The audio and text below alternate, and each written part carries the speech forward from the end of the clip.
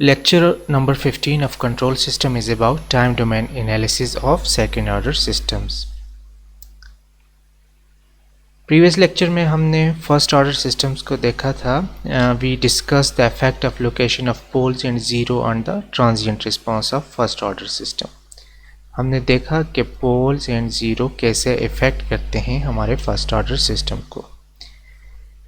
Compared to the simplicity of the first order system, a second order system exhibits a wide range of responses that must be analyzed and described. First order systems जो थे उनमें हमारे पास एक पोल था. Second order systems में हमारे पास दो poles होंगे. तो second order system के response जो हैं वो first order से बहुत different होंगे. वो देखेंगे हम कि क्या differences है उसमें और इस रिस्पॉन्स में कैसे चेंजेस आती हैं.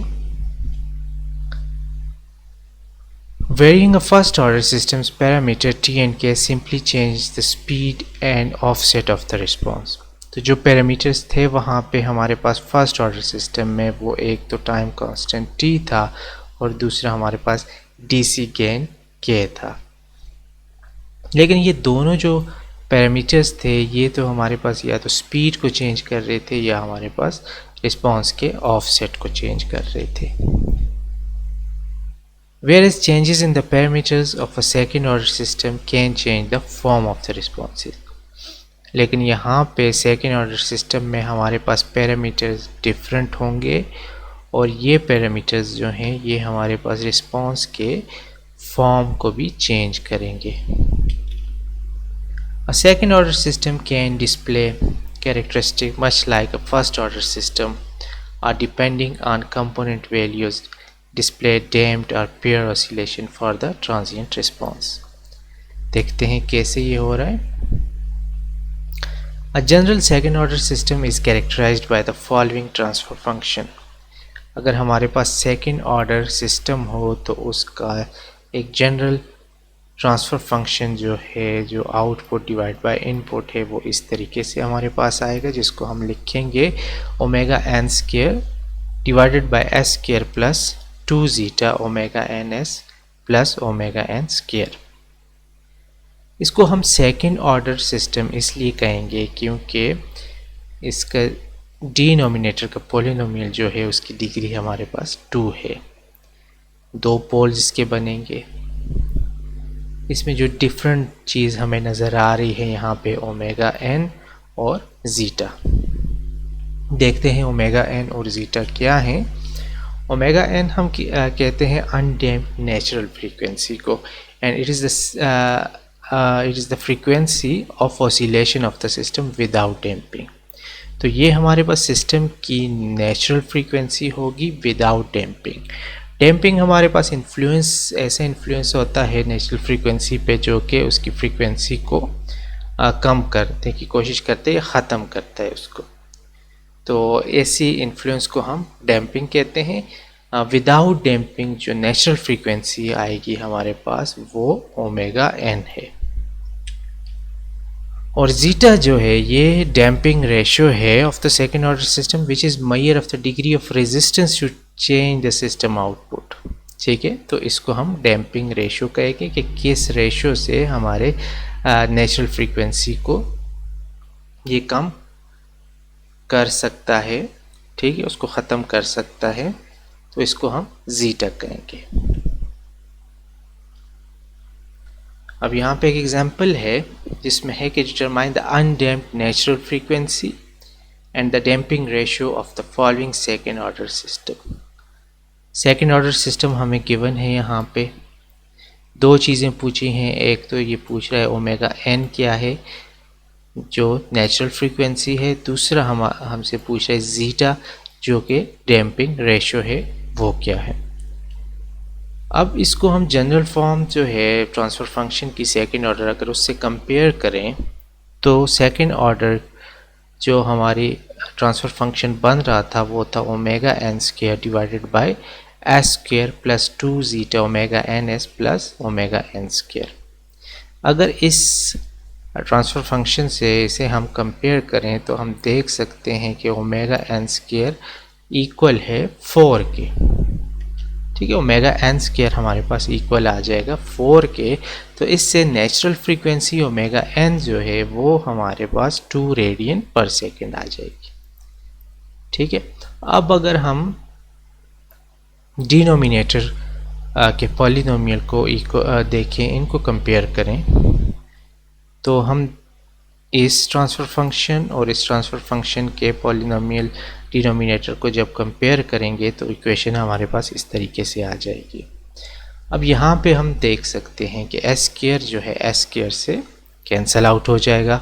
ओमेगा एन स्क्वायर हमें पता है कि इक्वल टू 4 है, तो ये भी लेफ़्ट एंड राइट साइड दोनों कैंसिल आउट हो जाएंगी। यहाँ पे जो हमारे पास बाकी रह जाएगा वो 2 ज़ीटा ओमेगा एन एस और इस साइड पे 2s, तो इसको हम लिख लेंगे इस तरीके से। अब देखते हैं यहाँ पे 2s के साथ अगर कैंसिल आउट हो रहा है तो zeta omega n equal to 1 आ जाएगा, और ओमेगा एन हमें पता है कि दैट इज़ इक्वल टू 2। तो यहाँ से ज़ीटा अगर हम फाइंड करें तो ज़ीटा जो डैम्पिंग रेशियो होगी वो 0.5 आ जाएगी। अच्छा, अब अगर हम देखें अपने सेकेंड ऑर्डर सिस्टम को जिसकी जनरल ट्रांसफ़र फंक्शन ये गिवन है, तो ये हम डिनोमिनेटर भी देखते हैं एक क्वाड्रेटिक इक्वेशन हमारे पास बन रही है। तो इस क्वाड्रेटिक इक्वेशन को अगर हम सॉल्व करें तो हम देख सकते हैं कि हमारे पास सिस्टम के 2 पोल्स आएंगे। यहाँ पे देखें, अगर इसका कोफिशिएंट a ले लें, यहाँ पे b जो है वो अगर हमारे पास 2 ज़ीटा ओमेगा एन के इक्वल आ जाए और c हमारे पास ओमेगा एन स्क्वायर आ गया, तो हम ये इसके क्वाड्रेटिक इक्वेशन बना सकते हैं जो कि हमारे पास आ जाएगी -2 zeta omega n plus minus under root, और अंडर रूट के अंदर हमारे पास आ जाएगा 2 ज़ीटा ओमेगा एन और -4 ओमेगा एन स्क्वायर के डिवाइडेड बाय ये हमारे पास आ जाएगा 2। अब अगर इस क्वाड्रेटिक इक्वेशन को हम सॉल्व करें तो ये 2 हमारे पास इस 2 से कैंसिल आउट हो जाएगा, तो माइनस ज़ीटा ओमेगा एन रह जाएगा यहाँ पे। और रूट के अंदर अगर हम देखें, यहाँ पे 2 ओमेगा एन है, 4 ओमेगा एन स्क्वायर है, तो इसको भी यहाँ पे हम देखें, यहाँ पे ये 2 ओमेगा एन होल स्क्वायर आएगा, 2 zeta omega n whole square आएगा। यहाँ पे 4 को भी अगर हम देखें तो ये 2 का स्क्वायर बनेगा, और ओमेगा एन यहाँ से भी 2 ओमेगा एन को अगर हम कॉमन निकालें, ठीक है, तो स्क्वायर रूट इससे भी कैंसिल आउट हो जाएगा, तो अंदर हमारे पास सिर्फ ज़ीटा -1 रह जाएगा इस तरीके से जब हम इस क्वाड्रेटिक इक्वेशन को सॉल्व करेंगे। तो हमारे पास 2 पोल्स बनेंगे, एक प्लस पे एक माइनस पे, तो ये 2 पोल्स हमारे पास बन जाएंगे। तो यहाँ पे पोल्स जो हैं वो डिपेंड करेंगे, अब अगर हम देखें ज़ीटा की वैल्यू पे, ठीक है, ज़ीटा की वैल्यू पे ये पोल्स अब डिपेंड करेंगे। कैसे? अब देखें हमारे पास 2 पोल्स बन गए। अब इस ज़ीटा की वैल्यू को अगर हम देखें, according to value of zeta second order system can be set into one of the 4 categories. तो 4 कैटेगरीज बेसिकली बनेंगी अगर इस ज़ीटा की डिफरेंट वैल्यूज़ हम यहाँ पे पुट करें। जैसे फर्स्ट ऑफ ऑल हम लेते हैं ज़ीटा इज़ ग्रेटर देन 1, ठीक है, तो हमारे पास पोल्स कैसे बनेंगे और रिस्पॉन्स क्या होगा। अगर ज़ीटा हमारे पास ग्रेटर देन 1 हो तो हम कहेंगे कि ये हमारे पास ओवरडैम्प्ड कंडीशन आएगी when the system has 2 real distinct poles, ठीक है, रियल आएंगे। कैसे? अब देखें यहाँ पे एक पोल हमारे पास -a पे, एक -b पे, इमेजिनरी पार्ट कोई नहीं इसका, दोनों पोल डिस्टिंक्ट हैं और रियल पे हैं। कैसा, ऐसे क्यों हुआ? अब देखें यहाँ पे ज़ीटा की वैल्यू ग्रेटर देन 1 है, यहाँ पे ज़ीटा की वैल्यू ग्रेटर देन 1 है, तो ये वाला जो पोर्शन है ये भी हमारे पास पॉजिटिव में आएगा, ये भी हमारे पास पॉजिटिव में आएगा, अंडर रूट के अंदर पॉजिटिव साइन आएगा, तो कोई नेगेटिव साइन नहीं आ रहा, तो यहाँ पे हमारे पास ये रियल पार्ट हो गया और यहाँ पे भी ये रियल।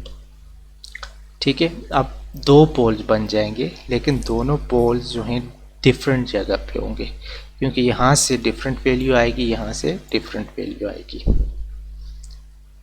और इसका अगर हम रिस्पांस देखें ओवरडैम्प्ड सिस्टम का, तो ये जैसे ही स्टार्ट होगा तो इसमें कोई ऑसिलेशंस इतनी नहीं होंगी, ये ऑसिलेशंस को ख़त्म कर देगा, सप्रेस्ड कर देगा, तो हमारे पास तकरीबन फर्स्ट ऑर्डर सिस्टम की तरह इसका रिस्पांस बनेगा।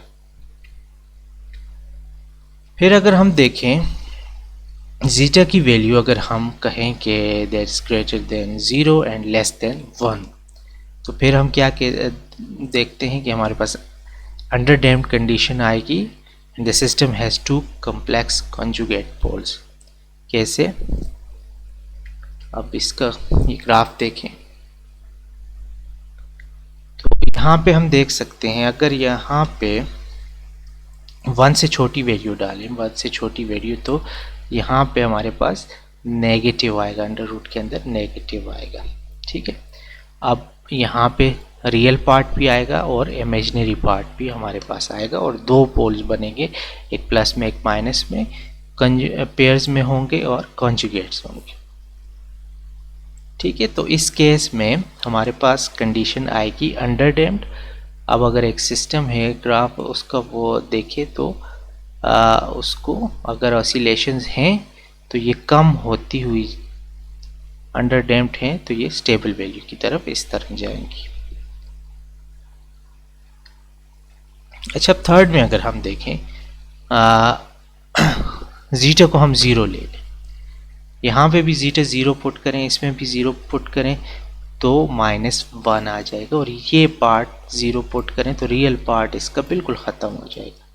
रियल पार्ट ख़त्म हो जाएगा, सिर्फ इमेजिनरी पार्ट रह जाएगा और दो डिफरेंट हमारे पास वैल्यूज़ आएंगी इसकी, लेकिन सिर्फ और सिर्फ इमेजिनरी एक्सिस पे होंगी इस केस में।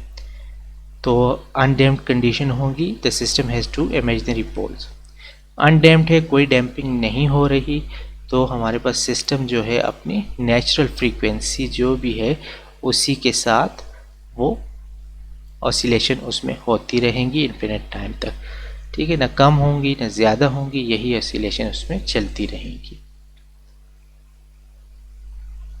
फिर कंडीशन हम देखते हैं जिसमें कि हम देखते हैं क्रिटिकली डैम्प्ड सिस्टम। अब अगर जीटा को हम 1 पुट कर लें, 1 पुट कर लें तो ये पार्ट हमारे पास इमेजिनरी पार्ट 0 हो जाएगा, ये पार्ट भी हमारे पास इमेजिनरी पार्ट 0 हो जाएगा, दोनों ख़त्म हो जाएंगे और हमारे पास सिर्फ और सिर्फ जो है 1 दोनों में आ जाएगा यहाँ पे जीटा की वैल्यू, तो रियल पार्ट ही रह जाएगा। ठीक है, जब रियल पार्ट होगा तो दो हमारे पास पोल्स बनेंगे, दोनों पोल्स जो हैं वो रियल एक्सिस पे होंगे, लेकिन ये दोनों पोल्स इक्वल होंगे, एक ही जगह पे बनेंगे। ठीक है, तो इसका रिस्पांस भी जो है फर्स्ट ऑर्डर सिस्टम या जो अभी हमने देखा था ओवरडैम्प्ड उससे ही क्योंकि रियल एक्सिस पे है तो वैसा ही होगा, तकरीबन इस तरह आपको नज़र आएगा इसका रिस्पांस भी। तो ये वो 4 कंडीशंस थी जो कि जीटा के डिफरेंट वैल्यूज़ डालने से हमारे पास आती हैं। अब देखें हमारे पास अगर रिस्पांस इस तरीके से हो, ठीक है, अंडर डैम्प्ड रिस्पांस हो, जब हमारे पास ओमेगा एन जो है 0 से ग्रेटर हो और जीटा की वैल्यू जो है बिटवीन दिस रेंज हो, यानी कि 1 से लेस हो और 0 से ग्रेटर हो, तो यहाँ पे जो रिस्पांस हमारे पास आएगा, कुछ उसकी प्रॉपर्टीज़ हैं वो हम डिस्कस कर लेते हैं। ये अंडर डैम्प्ड रिस्पांस जैसे आ रहा है, तो यहाँ पे हम देखते हैं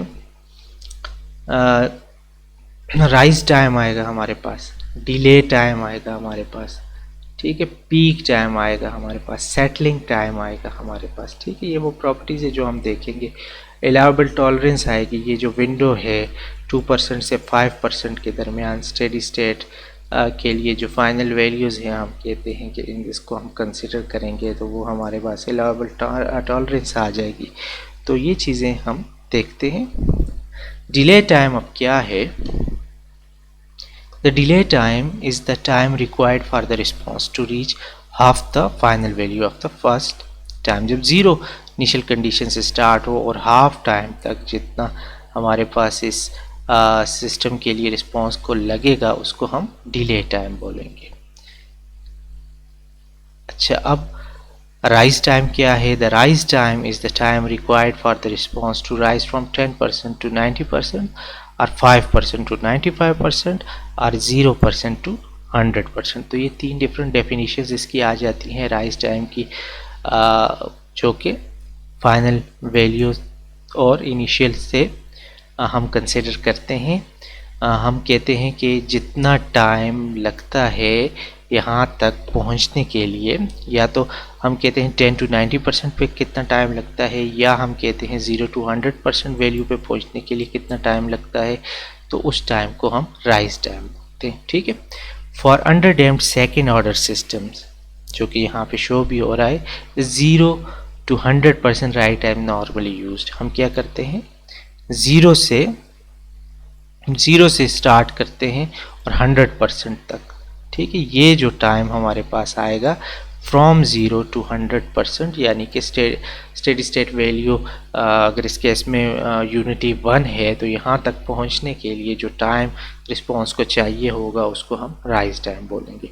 और नॉर्मली अंडर डैम्ड के लिए हम ये वाली डेफिनेशन ही यूज़ करते हैं। For over damped system the 10% to 90% rise time is commonly use. ठीक है, तो ओवर डैम्ड सिस्टम्स के लिए ये डेफिनेशन यूज़ करेंगे। तो ये हमारे पास राइज टाइम है। फिर हम बात करते हैं पीक टाइम की। The peak time is the time required for the response to reach the first peak of the overshoot. ठीक है, ओवरशूट ये जो वैल्यू हमारे पास फाइनल वैल्यू होती है, स्टेडी स्टेट वैल्यू होती है, इससे अगर रिस्पॉन्स ऊपर जाता है तो इस ऊपर की वैल्यू को हम ओवरशूट बोलते हैं। और ये फर्स्ट पीक जो आती है यहाँ, ये हमेशा ग्रेटर होती है इसमें ओवर अंडर डैम्ड सिस्टम्स में। तो यहाँ पे हम देखते हैं जो टाइम इस ओवरशूट तक पहुँचने के लिए हमें चाहिए इस पीक तक, उसको हम पीक टाइम बोलते हैं। अब अगर सिस्टम यहाँ पे हम देखते हैं, ये तो हमने यूनिटी लिया, फाइनल वैल्यू हमने यूनिटी ली, ठीक है, स्टेडी स्टेट की। अगर यूनिटी ना हो तो फिर हम कहते हैं कि जो पीक टाइम, ऐसे हम इसकी परसेंट ओवरशूट फाइंड आउट करते हैं कि जो हमारे पास वैल्यू पीक टाइम पे आती है माइनस हमारे पास जो फाइनल वैल्यू आती है divided by final value. Final value mean steady state value into 100%। तो इस तरीके से आ जाएगी। The maximum overshoot is the maximum peak value of the response curve measured from unity. If the final steady state value of the response differs from unity, then the common use maximum percent overshoot. It is defined by this thing. ठीक है, ये हमारे पास maximum percent overshoot आएगा। आप देखें यहाँ पे ये चीज़ें, अगर यूनिटी ना हो ये, तो फिर हम इसको इस तरीके से फाइंड आउट करेंगे। अच्छा, फिर सेटलिंग टाइम को देखते हैं। The settling time is the time required for the response curve to reach and stay within a range about the final value of size specified by absolute percentage of final value, usually 2% to 5%। ठीक है, एक window allowable tolerance जो हमने बात की, एक window हम बना लेते हैं। इसको हम नॉर्मली कहते हैं कि 2% से 5% के दरमियान वैल्यूज़ एक्सेप्टेबल होंगी, तो इसको हम स्टेडी स्टेट वैल्यूज़ कंसिडर करते हैं। तो इस विंडो तक पहुंचने के लिए रिस्पॉन्स को जो टाइम चाहिए होगा उसको हम सेटलिंग टाइम कहेंगे।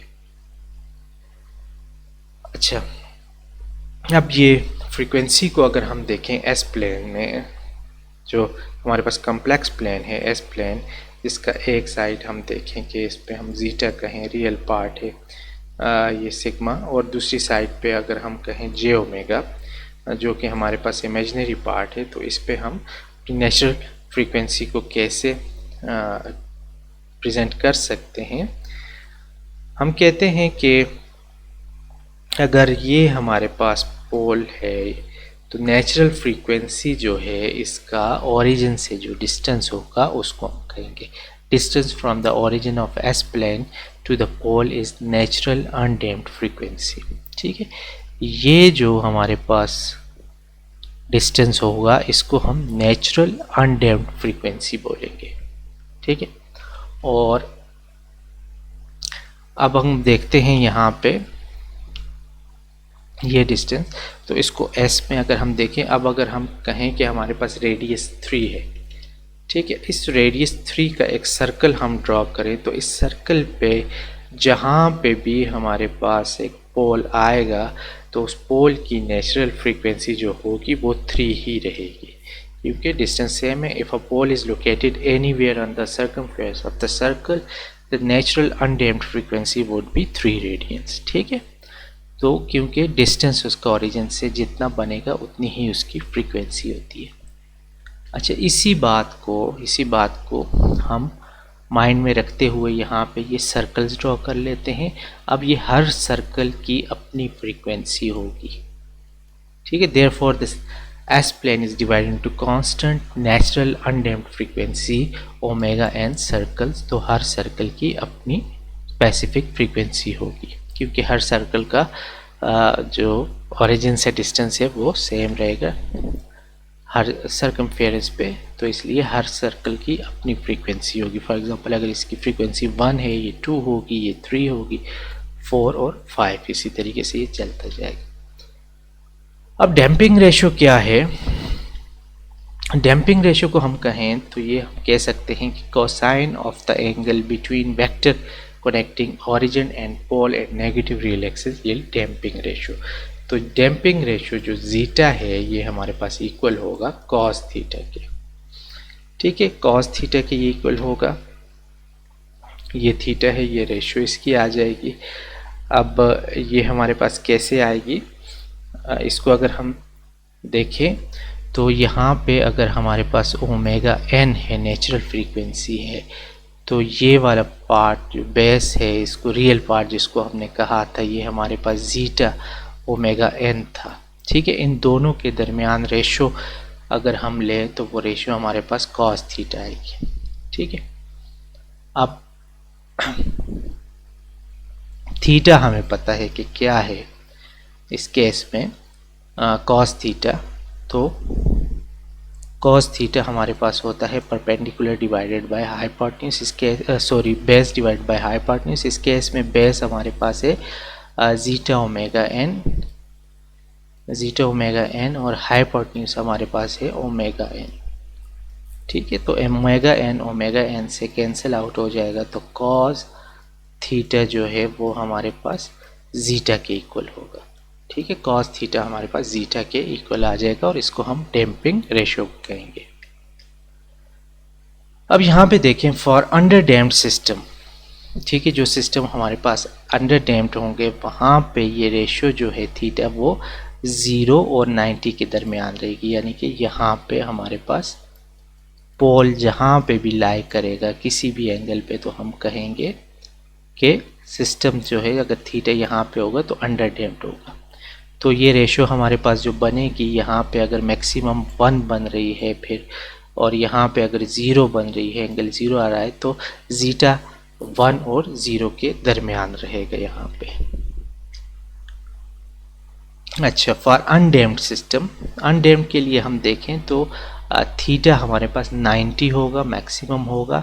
ठीक है, यहाँ से अगर हम देखें तो थीटा हमारे पास 90 आएगा, और जब थीटा हमारे पास 90 आ जाएगा तो cos 90 जो है वो हमारे पास रेशो इसकी 0 बन जाएगी। ठीक है, तो जीटा हमारे पास यहाँ पे 0 हो जाएगा, डैम्पिंग इसमें नहीं होगी इस केस में।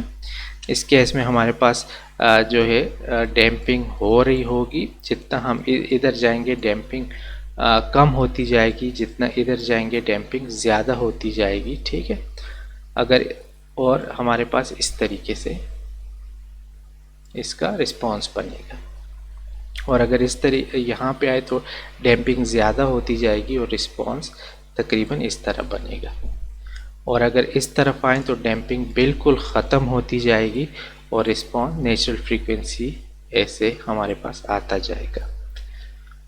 अब यहाँ पे अगर एंगल 90 हो गया, जीटा 0 है, तो हमारे पास डैम्पिंग बिल्कुल नहीं है और जो नेचुरल फ्रीक्वेंसी है वही रहेगी और रिस्पांस इस तरीके से आता जाएगा हमारे पास। अब अगर ओवर डैम्प्ड के लिए हम देखें या क्रिटिकली डैम्प के लिए देखें तो वहाँ पे थीटा हमारे पास 0 हो जाएगा। ठीक है, पोल्स हमारे पास रियल एक्सिस पे होंगे और सिस्टम का रिस्पांस विदाउट ऑसिलेशंस होगा फिर। ठीक है, अब एस प्लेन में हम देखते हैं draw vector connecting origin of s plane and some point P. ठीक है, तो यहाँ पे पॉइंट पी है, ये वेक्टर है जो कि हमें नेचुरल फ्रीक्वेंसी बता रहा है और यहाँ पे अगर एंगल 45 का है तो जीटा जो है वो 0.7 के इक्वल आ जाएगा। और अगर हम देखें इस वेक्टर पे जितने भी पोल्स होंगे, इस वेक्टर पे जितने भी पोल्स हैं उनके लिए जीटा सेम रहेगा हमारे पास। ठीक है, अगर पोल यहाँ पे आए जीटा सेम रहेगा, यहाँ पे आए जीटा सेम रहेगा, ओमेगा एन चेंज होगा लेकिन जीटा इसके लिए सेम रहेगा। और इसके लिए क्योंकि सेम वेक्टर पे जो डैम्पिंग रेशियो है वो कांस्टेंट रहती है। ठीक है, लेकिन फ्रीक्वेंसी चेंज होती है क्योंकि फ्रीक्वेंसी डिस्टेंस पे डिपेंड करेगी। तो हम ये बात कह सकते हैं कि s plane is divided into section of constant damping ratio lines. तो ये लाइंस जो हैं ये डिफरेंट डैम्पिंग रेशियो को रिप्रेजेंट कर रही हैं यहाँ पे। अब यहाँ पे देखिए determine the natural frequency and damping ratio of the poles from the following pole zero map. तो यहाँ पे हम देख सकते हैं अगर हम नेचुरल फ्रीक्वेंसी देखें तो नेचुरल फ्रीक्वेंसी के लिए ये डिफरेंट सर्कल्स हैं। पोल देखेंगे सिग्निफिकेंट पोल, इसको हम जितना हमारे पास ओरिजिन के करीब आता होगा पोल हम कहेंगे that will be the significant pole, और जितना दूर होता जाएगा उसकी सिग्निफिकेंस कम होती जाएगी। ठीक है, तो यहाँ पे सिग्निफिकेंट पोल को हम देखें तो उसकी फ्रीक्वेंसी 1 आ रही है। और डैम्पिंग रेशियो को देखें तो डैम्पिंग रेशियो यहाँ पे हमें नज़र आ रहा है कि वो जो है एंगल हमारे पास कॉस थीटा जो है वो 0 आ रहा है। ठीक है, कॉस थीटा 0 हो तो हमारे पास डैम्पिंग रेशियो जो है वो इस तरीके से आ जाएगी फिर। ठीक है, या तो इससे ग्रेटर देन 0 होगी या हमारे पास इक्वल टू 0 होगी। तो जब इस केस में हम देखेंगे जब ये मैक्सिमम एंगल थीटा हो जाता है डैम्पिंग रेशियो हमारे पास जो है वो इस तरीके से आ जाएगी और cos थीटा हमारे पास 0 इक्वल टू 1 हो जाएगा, यानी डैम्पिंग रेशियो हमारे पास मैक्सिमम हो जाएगी और सिस्टम का रिस्पांस अगर हम देखें तो वो इस तरीके से आ जाएगा, ऑसिलेशन उसमें से ख़त्म हो जाएंगी। तो हम इस कह सकते हैं कि नेचुरल फ्रीक्वेंसी 1 होगी और डैम्पिंग रेशियो क्योंकि cos थीटा इक्वल टू 0 है तो cos 0 जो है वो 1 के इक्वल आ जाएगा और ऑसिलेशन यहाँ पे ख़त्म हो जाएंगी हमारे पास। अब इस एग्जांपल में हम देखते हैं यहाँ है कि determine the natural frequency and damping ratio of the poles from the given PZ map and also determine the transfer function of the system and state whether the system is underdamped, overdamped, undamped or critical damped। तो natural frequency हम देखेंगे कौन से कहाँ लाई कर रही है। तो अब ये पोल जो है 2 and 2.5 के दरमियान में है तो नियरली अबाउट 2.25 के करीब इसकी नेचुरल फ्रीक्वेंसी आ जाएगी। और डैम्पिंग रेशियो अगर हम देखें तो वो ये तकरीबन जो रेशियो इसकी बन रही है जिस लाइन पे ये लाई कर रहा है वो 0.42 है। ठीक है, अगर यही वैल्यूज़ हम जनरल फॉर्म में पुट करें तो हम इसके ट्रांसफ़र फंक्शन भी फाइंड आउट कर सकते हैं। और जैसा कि यहाँ पे हम देख सकते हैं कि इसका नेचुरल फ्रीक्वेंसी भी हमें गिवन है और जो थीटा है इसका वो बिटवीन जो है मैक्सिमम एंड मिनिमम के है, तो इस केस में इसके रियल पार्ट भी होगा, इमेजिनरी पार्ट भी होगा, तो सिस्टम हमारे पास अंडर डैम्प्ड बनेगा। ठीक है, अंडर डैम्प्ड सिस्टम बन जाएगा। फिर एग्जांपल नंबर 4 है, the natural frequency of close loop poles of second order system is 2। ठीक है, रेडियन पर सेकेंड डैम्पिंग रेशो और हमें जो नेचुरल फ्रीक्वेंसी है वो बताई हुई। Determine the location of close loop pole so that the damping ratio remain same but the natural undamped frequency is double. ठीक है, अगर इसका हम देखें, ट्रांसफर फंक्शन देखें तो इस तरीके से आएगा। ठीक है, omega n square equal to 4 और यहाँ पे हम एस स्क्वायर टू जीटा जो है वो हमारे पास 0.5 है, तो ये हमारा 2s प्लस 4 इस तरीके से ये बन जाएगा। ठीक है, अब अगर हम देखें तो नेचुरल फ्रीक्वेंसी 2 पे है तो 2 वाले सर्कल पे आएगा। ठीक है, और इसका डैम्पिंग रेशो 0.5 है तो उसी लाइन पे 0.5 वाली लाइन पे हम इसको ड्रॉ कर लेंगे। फिर ये पूछ रहा है कि हमारे पास डैम्पिंग रेशो तो सेम हो लेकिन फ्रीक्वेंसी डबल हो जाए, तो इसी 0.5 पे हम फ्रीक्वेंसी को अगर इसकी नेचर डबल करें तो 4 पे चले जाएंगे और इस तरीके से हम इसका पोल ज़ीरो मैप ड्रॉ कर लेंगे। ठीक है, कॉन्जुगेट्स होंगे तो जो हम पॉजिटिव साइड पे करेंगे वही काम हम नेगेटिव साइड पे भी कर लेंगे। अब अगर हम एस प्लेन को देखें, 2 पोल्स हमारे पास आ रहे हैं। ठीक है, जो हमने डिनोमिनेटर के पॉलिनोमियल जो कि क्वाड्रेटिक फंक्शन बन रहा था उससे हमने ये 2 वैल्यूज़ निकाली। अगर इसको हम देखें एस प्लेन पे तो यहाँ पे एक हमारे पास इमेजिनरी पार्ट है, सिग्मा हमारे पास रियल पार्ट है, ये थीटा इस तरीके से हमारे पास आ जाएगा। तो ये जो सिग्मा है ये हमारे पास जीटा ओमेगा एन के इक्वल है। ठीक है, ये चीज़ हमें पता है और यहाँ पे इसको हम जे ओमेगा को हम जे ओमेगा डी अगर कह दें तो ये पार्ट जो है ये हम इस तरीके से पाइथागोरस थ्योरम से भी फाइंड आउट कर सकते हैं, जिसमें हमारे पास है कि C square is equal to A square plus B square. ठीक है, इस केस में सी जो है वो हमारे पास ओमेगा एन है। ठीक है, ए स्क्वायर जो है वो हम ये ले लेते हैं और हम यहाँ से बी को अगर ये पार्ट ले, ये वैल्यूज़ पुट करें। ठीक है, ओमेगा एन और जीटा ओमेगा एन यहाँ पे अगर हम पुट करें तो हम ये वाली वैल्यू यहाँ से पाइथागोरस थ्योरम से फाइंड आउट कर सकते हैं। तो यहाँ पे हम अपने लेक्चर को एंड कर लेते हैं, लेक्चर नंबर 15 को। नेक्स्ट लेक्चर में हम कोई रिस्पांस देंगे, स्पेसिफिक रिस्पांस देखेंगे, कोई स्पेसिफिक इनपुट दे के जैसे कि स्टेप इनपुट देंगे और अपने सेकेंड ऑर्डर सिस्टम का रिस्पांस देखेंगे। तो इंशाल्लाह फिर नेक्स्ट लेक्चर में मिलते हैं।